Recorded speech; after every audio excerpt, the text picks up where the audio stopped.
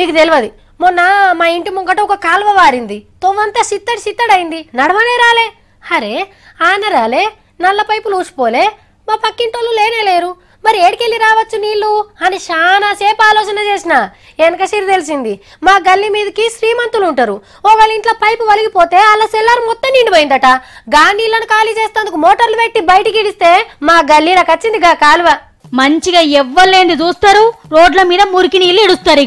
ఇగేమున్నది ఎప్పుడు వాడుతూనే ఉంటది జీవనది లెక్క నీళ్లను ఇట్లా రోడ్ల మీదకి ఇడిచి పెడితే ఇదివరసంది ఊకోరట పట్నం మున్సిపాలిటీ వాళ్ళు నీటి కాలువను బట్టి ఫైన్ వేస్తారట ఎక్కువ నీళ్ళు వస్తే ఎక్కువ దండగా తక్కువ నీళ్ళు వస్తే తక్కువ దండగా బంజారాయిల్స్ లా ఒక బిల్డింగ్ వాళ్ళు మోటార్ పెట్టి సెల్లార్లు ఉన్న నీళ్లు తోడిపోస్తుండని తెలిసి కేసు పెట్టిండ్రు